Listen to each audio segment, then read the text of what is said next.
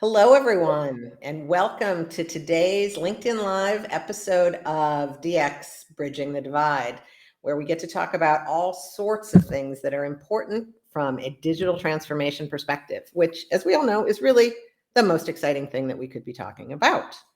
So I'm super excited today to talk about technical debt, and not just because it sounds cool, though it does, but because I think it's one of the most important and most misunderstood parts of what you need to be thinking about with digital transformation.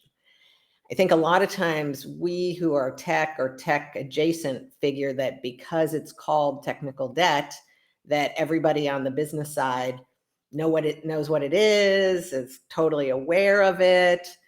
But it turns out when I bring it up with CFOs or business leaders, C-suite, half the time, maybe more than half the time, I get kind of blank looks like, what is that? I don't know what that is. And given how important this is, I think it's absolutely critical that we be really bringing together the business side, CFO, et cetera, with the technical side and getting people to really start working together to not eliminate technical debt, because that's impossible, but to manage technical debt. We can't do that if the business side isn't in the conversation. So I'm super excited today because I have Jack McCullough, who's, in addition to being the founder and president of the CFO Leadership Council, is also a friend of mine from business school. And so his focus has always been on how do we make CFOs to be better, more strategic business leaders within their organization. And that aligns absolutely with what we're trying to talk about here with how do we start talking about this technical debt concept more strategically, more as part of the overall business requirements of the company itself. So before I let Jack get a word in edgewise, I'm going to first explain what technical debt is, so that everybody here is on the same page.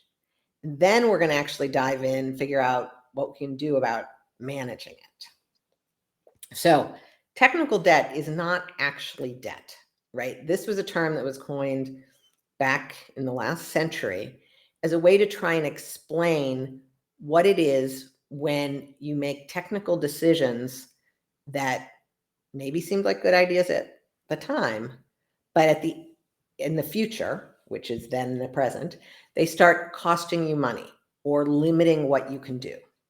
Now, that's a terrible explanation of what it is, because you're all sitting here going, I'm not really sure that I understand what you're talking about. So instead of trying to explain it, I'm going to use an analogy because I love analogies. And my favorite analogy for here is about owning a home, right? So when you own a home, you always look at your kitchen and you're like, oh, I would love to update my kitchen because, these olive green appliances and orange countertops really scream 1970s. And, my friend has this great kitchen with 6-burner stove and this great stainless steel and blah, blah, blah. But it's really expensive and I don't really want to do it. Or, I hate that toilet that always runs in the downstairs bathroom. Drives me crazy, but it's just not worth fixing. And then one day you go to sell your house, and you're talking to your real estate agent and you're like, how much can I get for the house? And they're like, well, you could get X, but if you fix the running toilet or if you update your kitchen, you could get X plus 20% or X plus 30%. And you're like, oh my gosh, I should totally fix those things. And so you spend money to bring your house up to what it needs to be to sort of be attractive on the market. At the same time, you could have spent that money 5 years before or 10 years before and actually been able to enjoy it yourself during that time. That whole 5 or 10 years, when you've been sitting there in a 1970s kitchen with a running toilet, with a flooding basement, with, leaking windows, whatever it is, you've been experiencing technical debt. you've had problems that are sitting there waiting for you to have to pay money to get them to where they need to be. That's all technical debt is. And it is such a problem in technology because whether you're doing shortcuts as you're building it, which was the initial way that people started using technical debt, or using a software solution that goes end of life, whatever the reason is for this tech debt being created, it doesn't matter. What's important is that you are running your company with a technology infrastructure that isn't where you need to be. And there's money that you need to spend, that's the debt, in order to get it where it needs to be. So with that, I'm going to now finally let our special guest, Jack, introduce himself, and we can dive into a conversation so that we can say, okay, we know what technical debt is. It's this, cost that we need to pay in order to get our technology infrastructure in our company to where it needs to be.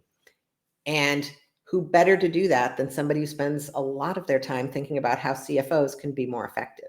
So Jack, why don't you give everybody a little bit of a background on who you are and, why it makes sense that you're the one talking about this. It sounds good, and I'm happy to, but I want to clarify one thing because it shocked me.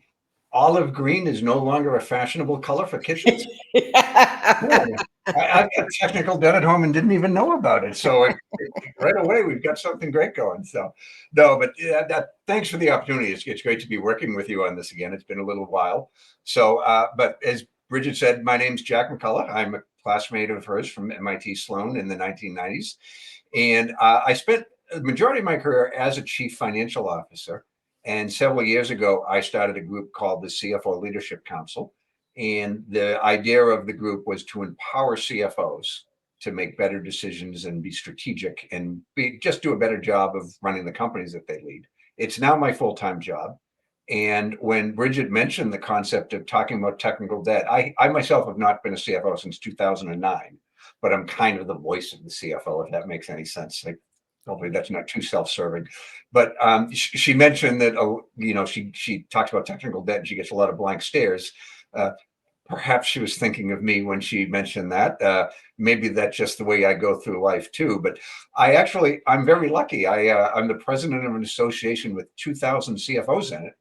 And I said, hey, what about this technical debt? Is Brigid onto something? Is this really important for financial leaders? Or, is it really just in the world of technology executives? And you are absolutely spot on, as I should have known. It's a critical issue for CFOs who work in the innovation sector. So I think it's a great conversation to talk about today. Fantastic. Now, I talk a lot when I talk about digital transformation about the business team and the technical team getting together. And so here what we're doing is talking about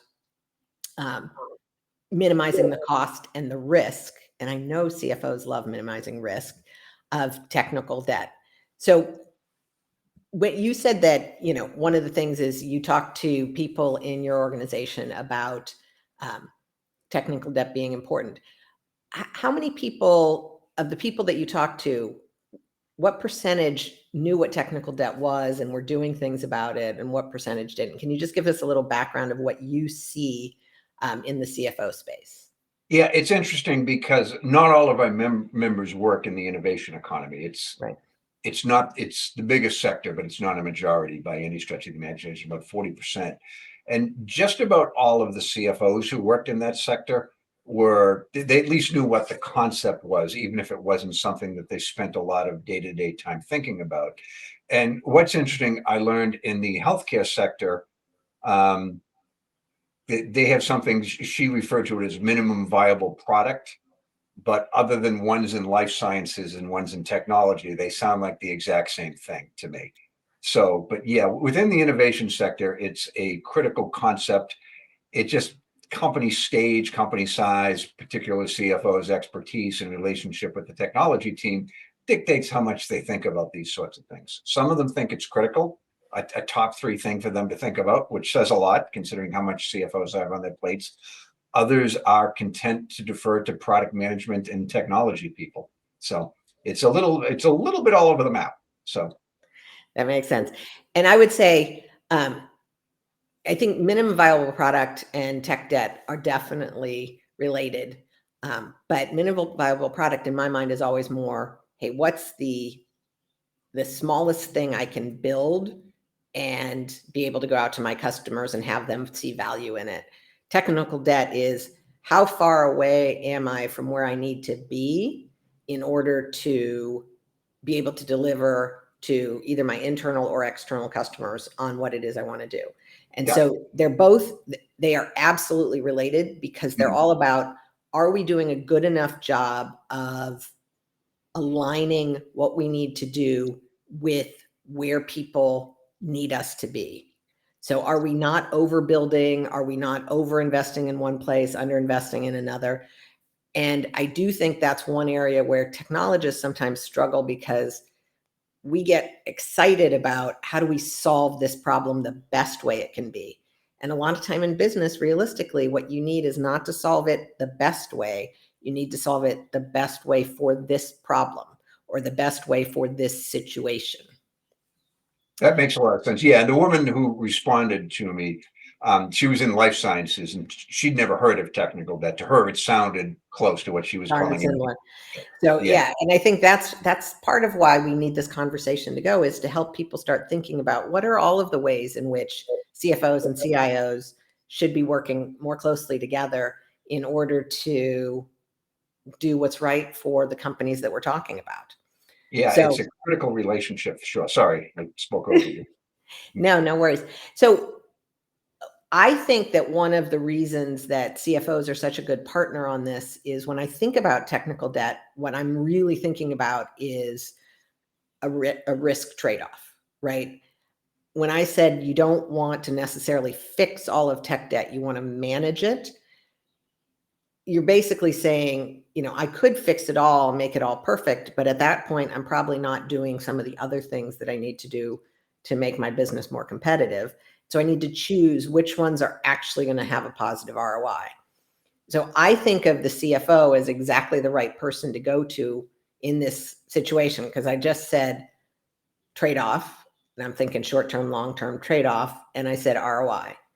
And to me, then I go immediately to CFO. So how do you think the CFOs and the CIOs can start to have a better discussion, better collaboration around the idea of tech debt? Yeah, it's interesting that I'm almost wondering if you're hacking my emails here, because the phrase, they talked a whole lot about, sure, we could fix technical debt, but could we? And the phrase that came up multiple times was, let's not let perfect be the enemy of the good, right? Let's be realistic here, and whatnot. But absolutely, it's a critical relationship. And a lot of CFOs, I wrote a book a few years ago and I interviewed about 40 CFOs about their role. And one thing that came up over and over again, whether they're right or not, they consistently perceive themselves this way, is they were probably the one member of the C-suite who focused the most on the trade-offs between long-term and short-term. They were like, okay, I understand we need to make our quarterly earnings target, but I'm not going to mortgage the future to get there. It's great. Sure, I get it. We're a public company, the world expecting us to do this. Let's work our butt off and do this, but let's not do it in a manner that we're mortgaging our long-term future. So they have a very much a long-term focus, and at least in their own self-view, maybe more so than other members of the executive suite, along with the CIOs and CTOs and folks like that. So it's such a critical relationship, and it's interdependent, right? CFOs, we're at the point now, even if you're not in a tech company, if you're in a company with any level of sophistication, it's going to be really hard to be an effective CFO or a business leader generally without a good relationship with the top IT person. And by the way, the other way around too. CFOs aren't just the people that approve the budget and sign the checks. They're strategic. They can bring value. They can ask challenging questions, and they might do it in a way that no one else in the C-suite will. So it's, I would say from the CFO's perspective, the critical relationship is the one she or he has with the CEO, but the second one is with the CIO. That's fantastic.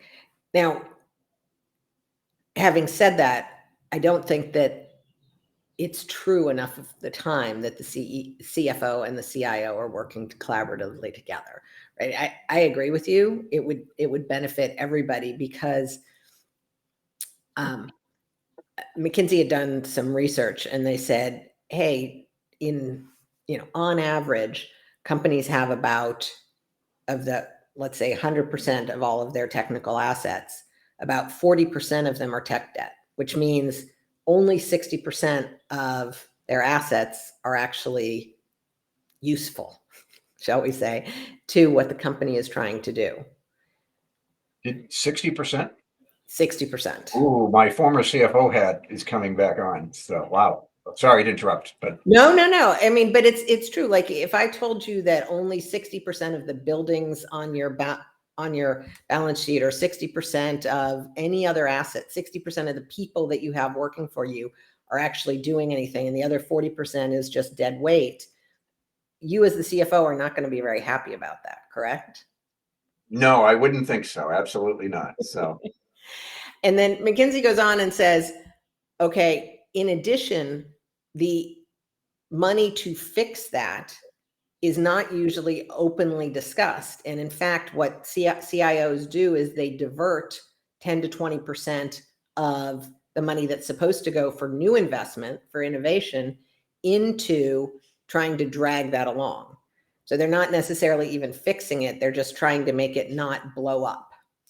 okay. So how do CFOs generally feel about money being used in ways other than how it is allocated for? They're more flexible than perhaps the stereotype is, right?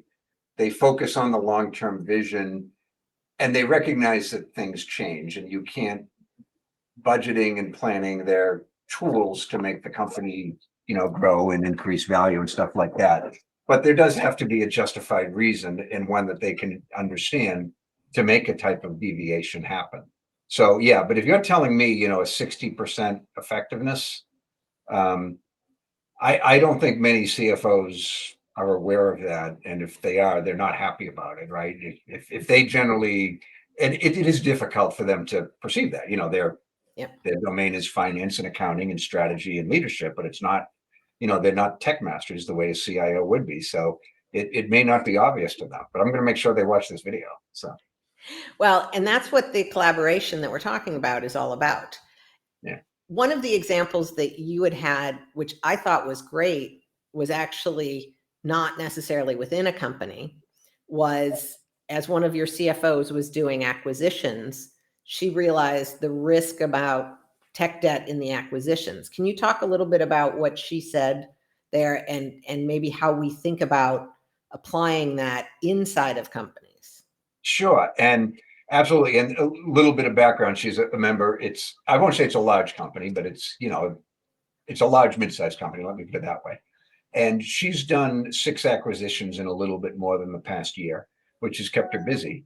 She's in the technology space, but she was running into the target company's technical debt issues, and just sort of getting the feeling as she was asking questions that, people were issuing product to basically get to market faster, to, increase earnings, which would, theoretically, if you got away with it, it would help your company in valuation for an IPO or an exit and stuff like that. And it was one of those things. She sensed it, but she just didn't have, and a very smart person, I don't want this to be taken the wrong way, but she didn't have the skill set to know for sure. But guess who's 2 doors down from her at the office, right? Metaphorically, since we're all work from home now. But she had, she realized, hey, I have an expert. In fact, I have multiple experts on this exact thing. Why don't I partner with the CIO and his or her team and figure this out? I'm not going to be able to figure it out myself. I don't even know what the right questions are asking. And it became really powerful. And now the CIO is a critical part of the whole, acquisition process. And they're turning down a few companies that, looked really good. The financials look good. The culture is a match, but they've got, it's like an unsustainable amount of technical debt. We're going to regret this in about 2 years. And you may even recall when we took those M&A courses, the overwhelming number of acquisitions, both sides regret it 2 years later. And maybe this is part of that, right? But they're actually trying to calculate the cost to fix technical debt together, and they're deducting it from the valuation. So, the good news, is that they're not making mistakes and they're not overpaying for companies. The Right. bad news, I suppose, is there might be some acquisitions that you're not getting because other people, might not be doing the thorough due diligence. So that's the trade-off, that it does slow down things a little bit. But the partnership's critical. And, if your company is growing through growth, through acquisition, excuse me, M&A is kind of part of the R&D thing. It's a phenomenal partnership. And that's awesome. And I mean, to me, that way of working together, which is, hey, we're trying to size this debt and figure out then what makes sense to do with it. That kind of partnership, just moving it in-house, if people cannot, get rid of their, oh, but this is my thing, I don't want somebody else peering under the covers kind of feeling, that kind of collaboration is exactly what we want to see. So, if the CFO can and the CIO can come together and say, okay, this isn't about punishing someone. This isn't about, somebody checking up on somebody else. This is about us working together to make sure that we don't end up with in the state of these acquisitions we don't want to make, right? As a company that's not attractive based on where we've made our investments. And it's not just about what's the technical debt we have. I mean, one of the places I think you can start is what's the technical debt we don't want to go into, right? Yeah. Like, how do we make financial decisions, make investment decisions so that we're minimizing technical debt? Yeah, absolutely. And, one thing, like the working together, it changes not only the CIO and the CFO, it sounded like they get along famously. They each respect each other's aptitude. They work together and yet stay in the proper lanes. But the people who report into them, don't necessarily. The techie people think that the accounting people are, bean counters, whatever like that. They don't see the strategic value that good finance and accounting can bring. And on the other hand, maybe the accounting people don't necessarily have the highest opinion of the R&D team too. So, working together jointly on these types of things, collaboration between the groups, it strengthens the entire company, not just during the acquisition process, but just on the day to day, Yeah. getting stuff done that needs to be done. So, Now that's exactly the right attitude. And I think, that goes to, what is it that you as either a CIO or CFO can do to address past and future technical debt? The first thing is making sure you understand it. And I think exactly the way you're talking about, collaborating with the CFO and the CIO to look at, where are we? What have we invested in? Let's pretend we're looking at this from the outside to make an acquisition of this thing. Let's be unemotional about it. And let's just say, what does it look like? And where are we? yeah, that makes all the sense in the world to me. And these are the great questions. And again, they're not necessarily the questions that the CFOs would think of on their own, but they're critical, and hence why the partnership is so important. Well, and I think that gets to, you know, what are the questions that the CFO could be asking, both for this existing technical debt and for future technical debt? There are some best practices as you think about minimizing technical debt from the technology side that CFOs don't necessarily need to be able to understand or to check up on, but they could know enough to ask. And so, I mean, for me, I would think four things that they should be making sure that their CIO has an answer for. Like, there's no right answer to any of these questions. The first one would be standards. Like, are you using open standards? Are there areas where you have lock-in, right? And what that means is, how flexible are you if somebody decides to start raising the amount that they're charging you to use their thing, or if they go out of business and you no longer have that thing available, or people decide that they want to change the way something works. The more that you're using standards, the more you're generally protected against that. But not always true. But that's a conversation. I mean, how do you think CFOs would have any questions about just that topic of, hey, are you using standards? Yeah, because they're rampant in the world of finance and accounting, right? I mean, CFOs come from a lot of different backgrounds, but still the majority of them start their career in public accounting. So things like quality control, standards, procedures, that sort of thing, Resonates. they resonate. These are the questions that are going to be very intuitive to the majority of CFOs. Now, not every CFO comes from that. A investment banker who becomes a CFO, they're going to be focusing on long and short term valuation, right? Just tell me how this is going to make the company valuable and what the downside is, what the upside is, what the risks are here. So, yeah, absolutely, that resonates with CFOs, Bridget. Fantastic. The second thing I would bring up would be differentiation, right? So I once knew a big payments company that decided that they were going to build their own underlying technology stack, which is not what their business is, right? Mm. And there are plenty of companies out there that make underlying technology stacks and that they can buy it from, treating it basically like a commodity. It doesn't differentiate their business at all. And so I think this is a great question for a CFO to ask a technology is the thing that we're investing in something that's going to differentiate us in what we're in business for? Not just, oh, it's a slightly better technical stack than anybody else has. Well, how does that help us as a payments company? How does that help us as a CPG company? Yeah, you made it. I'm sorry. No, go ahead. Yeah, I mean, you might have seen me recoil a little bit when you mentioned that because it does seem like a bit of an outdated approach to things, and that CFOs, it's not like they're going to say no, no, no. They're just not reflexively saying no.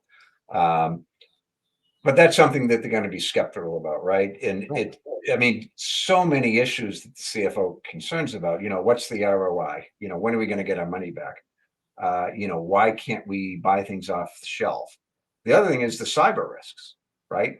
Your team's creating this, that's great, but there's legitimate cyber risks in all of these technical decisions, and that's firmly under the CFO's plate. Well, And I need to I think understand. Yeah, I think when you're talking, what I would say is the third thing to talk about is buy versus build. And, part of that is what's the differentiation, but it's also what's the risk? Because there are risks like when you do it yourself. Are you doing all parts of it, including do you have all the right security? Do you have everything built in? Whereas if you buy it, you have a set of SLAs that they're committed to making and that you have a set of standards and all of these things. It's not that I think everything should be a buy decision. I don't. But I do think in a lot of ways that everything that doesn't differentiate you should be a buy decision because that allows you to much more effectively manage your risk because the company that you're buying it from is giving you a guarantee basically of what risk you have on security and other things. You can't do it with what you are differentiated in because that's, the core of your company's value. But everything else, it simplifies your risk management, which simplifies your technical debt or lowers your technical debt, ideally. yeah. And CFOs are, they love anything that reduces risk management. I mean, anything that reduces risks type of stuff. So, they need to be sold on it. And like one of the things that there's a lot of risks involved here when you do it yourself. There's the cost, there's, delays and there delays happen. They're a part of the real world. You can only work so hard. Whereas you're buying something, it's probably not going to happen. But there's also reputational risk, which is impossible to quantify. But what if they come out, you spend all this time and money, come out with a product that's mediocre or that has cyber holes that if you bought best of breed products off the shelf, they wouldn't have. Right. It may not cost you money, but it's going to cost you reputation, right? And I think, I mean, I love where you started with this, which is the CIO and the CFO can collaborate to figure out How do we balance short-term and long-term risk? How do we look at risks? One of those risks being technical debt. And how do we minimize that for the benefit of the company overall, right? How do we focus on what we should be focusing on as a business so that we're not getting distracted by things that aren't going to give us the ROI that we need? Right, absolutely. That's kind of the name of the game. And I think I want to go back to something you said about, like, CFOs. You didn't say overstepping or anything like that, but I was talking about this. One of my members made the point about technical debt, and he said, "Look, I drive a car. I don't have the first clue on how the internal combustion engine works, or even if my car has an internal combustion engine. You know what? I can still drive the car pretty well. I don't need to get into the coding and stuff like that. What I'm good at is understanding business, understanding risks, and understanding strategy. And I don't need to understand, how everything's done. And I don't want to, and I'm not trying to be intrusive to that. So, Well, and that's an interesting um, analogy we can point to here, because and I have up above your head, there's a QR code if anyone wants to read a little bit more about technical debt. It was in an article that I published recently. But another analogy for technical debt is what you were just talking about, which is buying a car. So let's say you walk into a car and there are three choices, right? One is a brand new gas-powered car. One is a used gas-powered car, and the other is a brand new hybrid car. Well, you could say, well, this one is $50,000, this one's $5,000, and this one is $60,000.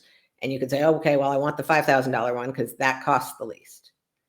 Well, does it, right? And that's the balance between short term is, hey, I want the one for $5,000 because that costs the least, compared to the longer term view, which is, well, there's a huge amount of risk with this one because, the transmission is shot, the tires are old, the body is rusted. I'm going to need to spend, $20,000 to get it able to work, and it's only going to last 5 years, right?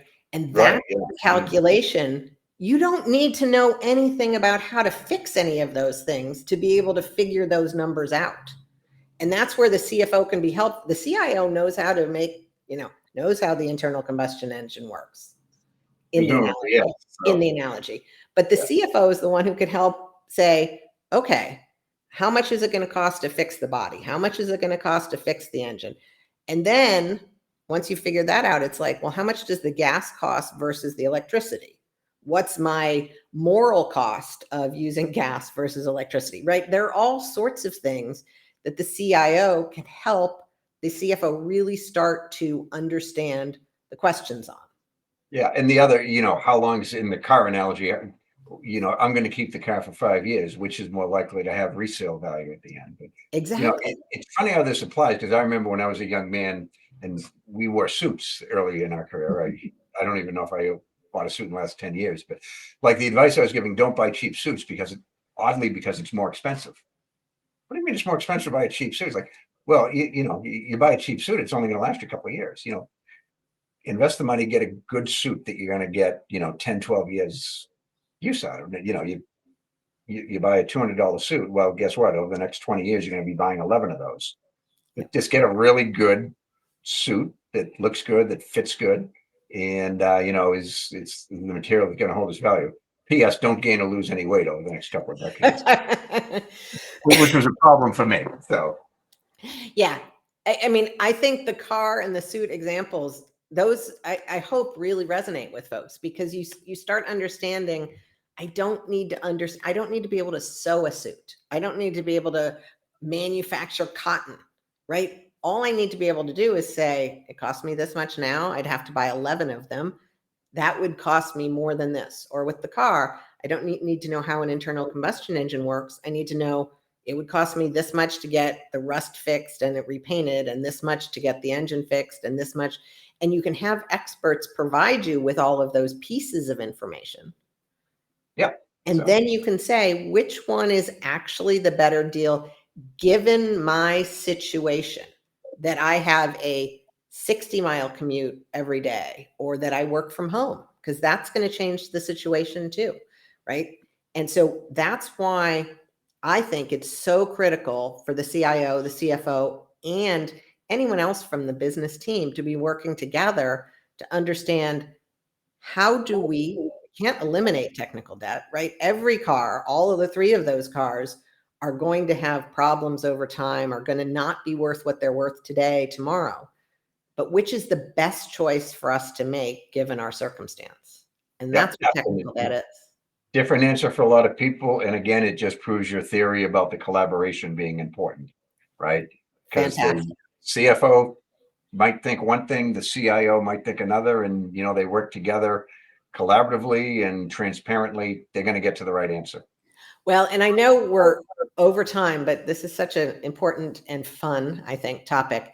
I will end it with saying there is really a downside to not doing this right. And I think one of my favorite examples of this is Southwest Airlines.